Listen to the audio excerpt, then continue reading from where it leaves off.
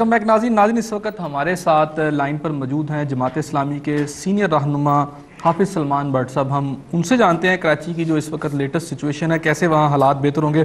السلام علیکم حافظ صاحب. جی وعلیکم السلام. اچھا حافظ صاحب، ہم یہ دیکھتے ہیں کہ رینجر کا آپریشن وہاں جاری تھا لیکن شاید کوئی رزلٹس نہیں آ رہے. سپریم کورٹ کو بھی یہ کہنا پڑا کہ دیکھیں ہم یہاں بیٹھے ہوئے ہیں تب بھی وہاں قتل و غارت گری ہو رہی ہے. ڈی جی رینجر جا کے کہتے ہیں سپریم کورٹ کو کہ جناب وہاں پر جو حالات ہیں اس وقت کراچی کے وہ وزیرستان سے بھی بدتر ہیں. کس طرح دیکھتے ہیں اس وقت آپ ساری کراچی کی سچویشن کو؟ جی دیکھیے، گزارش یہ ہے کہ یہ جو فوج کو بلانے کی بات کر رہے تھے، اس لیے ہم یہ کہتے تھے کہ فوج کے لیے ٹریپ ہو جائے گا. اور جس طرح کے مختلف طاقتوں نے ہماری فوج کو ٹریپ کیا ہے، 1.5 لاکھ فوج ہماری جو ہے وہ قبائلی علاقے میں پھنسی ہوئی ہے اس وقت. اور اس طرح پھنسی ہوئی ہے کہ جب تک امریکہ افغانستان سے نہیں نکلے گا ہماری فوج کے نکلنے کا کوئی چانس وہاں نہیں بن رہا. اس طرح پھنس گئی ہے. اسی طرح یہ کراچی کی انہی جو بیرون طاقتیں ہیں ان کا بلایا ہوا ایک جال ہے جس میں ہماری فوج کو بلایا جا رہا ہے، بار بار آوازیں دی جا رہی ہیں اور انہی لوگوں کی طرف سے آوازیں دی جا رہی ہیں جنہوں نے فوج کو قبائلی علاقے سے پھنسایا ہے. ANP ہے، MQM ہے، اور یہ جو ذوالفقار مرزا کے انکشافات ہیں اس میں بالکل واضح ہو گیا ہے کہ MQM جو ہے وہ بیرون ملک کے اشاروں پر کام کرنے والی اور ان کو اپنی خدمات آفر کرنے والی ایک تنظیم ہے. تو اس لیے آج سے اب دیکھیے رینجرز وہاں گئی ہے. جب رینجرز کا جو وہاں DG ہے مکرم، وہ یہ کہتے ہیں کہ ہمیں اختیارات جو ہیں وہ 3 مہینے کے لیے نہ دیے جائیں، مزید دیے جائیں.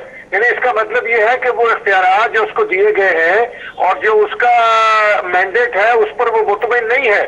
اور اگر رینجرز زیادہ بے نشیطہ رہی، انہی بے بسی کی حالت میں رہی، تو رینجرز بھی پولیس بن جائے گی اور خدا نہ خواستہ فوج وہاں پر گئی کراچی میں اور اسی طرح اس کے اختیارات جو ہے وہ محدود رہے تو فوج بھی وہاں پولیس بن کر رہ جائے گی.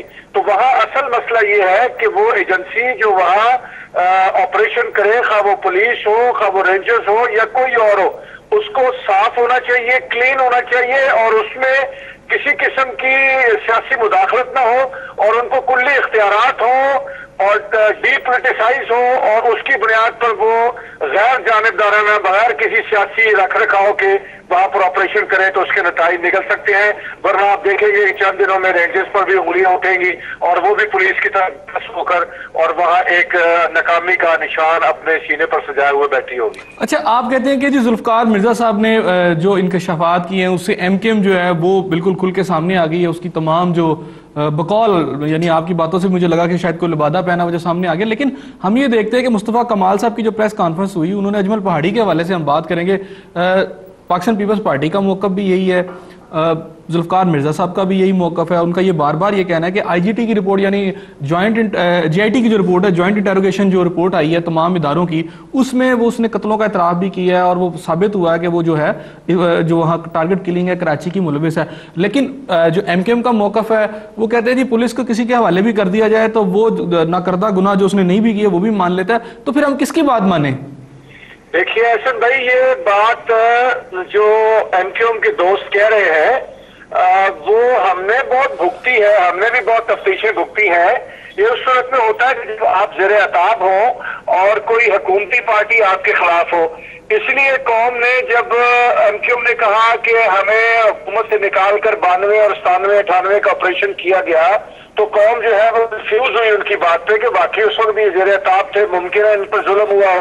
لیکن اب تو پچھلے 10 سال سے یہ حکومت میں ہے، یہ جنرل مشرف کی حکومت میں تھے، یہ آصف زرداری کی حکومت میں ہے، ابھی بھی ان کے گورنر صاحب موجود ہیں، ان کے وزراء جو ہیں استعفے منظور نہیں ہوئے، ان کے ساتھ پروٹوکول موجود ہے، ان کی تنخواہیں ان کے اکاؤنٹس میں منتقل ہو رہی ہیں بطور وزراء کے. تو یہ تو حکومت کے اندر رہتے ہوئے تو ان کے اوپر کوئی نہیں ہو سکتا نا. تو یہ بات ان کی زیر عتاب پارٹی کے لیے ہوتی ہے جو حکومت سے باہر ہو اور حکومت ان کی مخالف ہو. یا تو حکومت ان کی منتیں کر رہی ہے، ترلے کر رہی ہے، جفیاں ڈال رہی ہے اور گرے اس میں حکومت نے ان کو بٹھایا ہوا ہے. ایسی صورت میں تو JIT کی جو رپورٹس ہیں ان پر یہ بات نہیں کر سکتے. ان کی حکومت میں کیسے ان کے خلاف بات ہو گئی؟ اچھا حافظ صاحب، آپ نے تھوڑی دیر پہلے یہ کہا ہے کہ ایک ایسا ایجنڈا ہے جو بیرونی قوتیں جو طاقتیں ہیں وہ چاہتی ہیں پاکستان کے اندر انتشار پیدا کرنے کی، اور یہاں کی جماعتیں جو سیاسی جماعتیں یا لسانی جماعتیں وہ اس میں ملوث ہیں. تو اگر ایسا ہے جیسے کہ آپ نے کہا کہ جی ایم کے ایم بھی ملوث ہے, اے این پی بھی ملوث ہے, تو یہ جماعتیں تو وہ ہیں جن کے ساتھ پھر پاکستان پیپلز پارٹی جو بقول آپ کے جفیاں ڈال رہی ہے, تو کیا پھر ہم یہ سمجھیں کہ جو بیرونی قوتوں کا ایجنڈا ہے اس پہ ہماری موجودہ حکومت بھی چل رہی ہے؟ جی بالکل احسن بھائی, آپ کو یاد ہوگا جماعت اسلامی نے جب بائیکاٹ کیا تھا تو ہم نے یہ کہا تھا کہ یہ این آر او زدہ جو الیکشن ہو رہا ہے 2007 کا اور پھر وہ 8 میں ہوا, یہ کلم کلا کلیئر نظر آ رہا ہے کہ تھوڑی سی بھی سیاسی سوجھ بوجھ رکھتا ہے.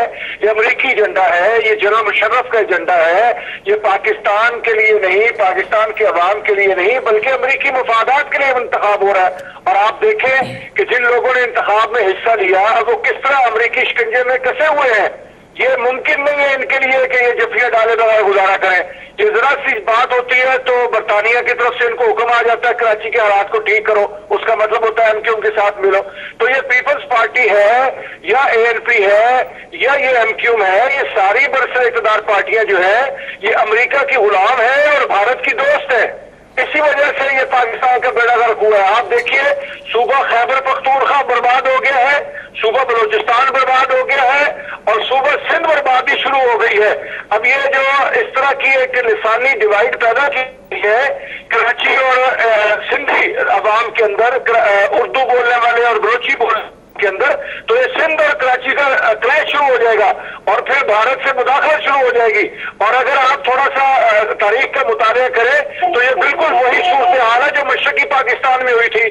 پھر یہ فوج کو بلا کے اس کو انوالو کرنا میں لے جانا چاہتے ہیں اور پھر بھارت اور ناٹو یہ کہے کہ جی رجیم جو ہے وہ عوام کو کچل رہی ہے اور وہ اپنی فوجیں اور اپنی نو فلائی زون یہاں پر کر دے. یہ سارا ڈرامہ وہی ہے جو چل رہا ہے. تو پاکستان کو بچانے کے لیے یہ پاکستان ہم کو سوچنا چاہیے, باشعور لوگوں کو, دانشوروں کو, میڈیا کو, کہ پاکستان بہت مشکلات میں ہے, بیرونی حملہ پوری طرح سے اس کے اوپر حملہ ہو چکے ہیں. اچھا حافظ صاحب, پھر مجھے ایک حال بتائیں نا, کراچی کے اندر ہم عید سے پہلے دیکھتے ہیں روزانہ 40-50 جو ہے لاشیں گر رہی تھی, عورتوں کے سہاگ اجاڑے جا رہے تھے, ماؤں کے جو لختے جگر ان سے چھینے جا رہے تھے. ایسے میں اگر یہ تمام سیاسی جماعتیں بھی اگر آپ کے خیال میں کہ وہ ایجنٹ ہے بیرونی قوتوں کے اشاروں پہ چل رہی ہیں, فوج بھی وہاں پر نہ جائے, تو پھر کیا حل کیا ہے؟ اس کا مطلب تو پھر یہ ہے کہ وہاں پر جو قتل و غارت گری کا ایک بازار گرم ہے اسے پھر کھلی چھٹی سب کو دے دی جائے. یہ بالکل نہیں, یہی میں کہتا ہوں کہ اس وقت کون کرے گا پھر آپریشن؟ اگر حکومت بھی ساتھ ملی ہوئی ہے, وہاں کی جو سٹیک ہولڈرز ہیں وہ بھی شامل ہیں, فوج بھی وہاں نہیں جا رہی, تو کون کرے گا پھر وہاں سکون؟ دیکھیے نا احسن بھائی, یہ تو بڑی واضح سی بات ہے.